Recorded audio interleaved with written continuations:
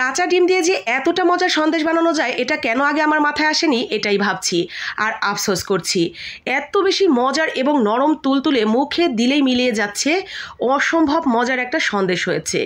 একেবারে কারাকারি অফারে সবাই আমরা খেয়ে ফেলেছি। চলেন দেখি কিভাবে বানিয়েছিলাম এই মজাদার কাঁচা ডিমের সন্দেশ। প্রথমেই আমরা একটা ডিম নিয়েছি, কিন্তু কুসুমটা ব্যবহার করব না, শুধুমাত্র ডিমের সাদা অংশটাই ব্যবহার করব। ডিমের সাদা অংশটা অবশ্যই ফোম করে নিতে হবে। হ্যান্ড বিটার অথবা আপনারা ডাল ঘুটনি দিয়েও এই ফোমটা তৈরি করে নিতে পারেন। ডিমটা কিন্তু আগে থেকেই রুম টেম্পারেচারে এনে তারপরে ডিমের ফোমটা তৈরি করে নেবেন। ডিমের ফোমটা তৈরি করা হয়ে গেলে আমরা এক সাইডে রেখে দিচ্ছি। চলে যাচ্ছি নেক্সট স্টেপে। নেক্সট স্টেপে গিয়ে আমাদের লাগবে কিছু বাদাম। বাদামটা হাতের কাছে থাকলে যে কয় ধরনের আছে সব কিছুই দিয়ে দিবেন, খেতে বেশি ভালো লাগবে। একান্তই যদি হাতের কাছে না থাকে শুধু চীনাবাদামটা ভেজে তুলে নেবেন। এখন আমরা এখানে হাফ কাপ চিনি সাথে অল্প একটু পানি দিয়ে সুন্দর করে এরকম করে ক্যারামেল তৈরি করে নিয়েছি। পানির মধ্যে দিলে একটা আঠালো আঠালো ভাব হবে, ঠিক এই পর্যায়ে।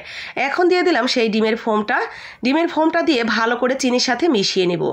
এই যে আমি কাঁচা ডিমের ফোমটা চিনির গরম শিরার মধ্যে দিয়েছি, এতে করেই কিন্তু সিদ্ধ হয়ে গেছে, একদমই কাঁচা থাকার কোনো চান্স নেই। আর ডিমের ঘ্রাণ সেটাও পাওয়া যাবে না। তো এইভাবেই ভালো করে মিশিয়ে নিব। ঠিক এই পর্যায়ে থাকতেই নামিয়ে নেবেন।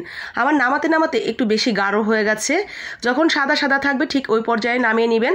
তাহলে খুব সহজেই বিট করলে দেখবেন অনেকটা বেশি লিকুইড এবং ফমি ফমি হয়ে গেছে। তো আমার একটু সময় লেগেছে ঠিক এরকম করে আনতে।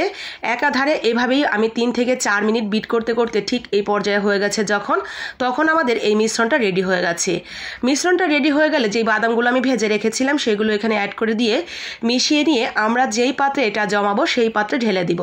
তবে অবশ্যই সেখানে ফয়েল পেপার অথবা তেল মেখে নেবেন যাতে উঠাতে সুবিধা হয়। তো আমরা এইভাবে নিচে একটা ফয়েল পেপার দিয়েছি, কাগজটা ধরে টান দিলেই উঠে যাবে। আর এইটা এইভাবে নর্মাল যখন ঠান্ডা হয়ে যাবে তারপরে আমরা এটা বের করে নিব। চাইলে কিছুক্ষণ নর্মাল ফ্রিজেও রেখে দিতে পারেন খুব দ্রুত জমে যাওয়ার জন্য। এখন উপরে একটু সাদা তিল দিয়ে এভাবেই রেখে দিচ্ছি কিছুক্ষণের জন্য। দেখেন কিছুক্ষণ পরে কিন্তু এটা সুন্দরভাবে জমে শক্ত হয়ে গেছে মাশাআল্লাহ। চলেন এখন এগুলো আপনাদের কেটে কেটে দেখাই এগুলো কতটা সুন্দর হয়েছে। এতটা বেশি নরম হয়েছে যে আমি কাটতে গিয়ে এগুলো ভেঙে যাচ্ছিল।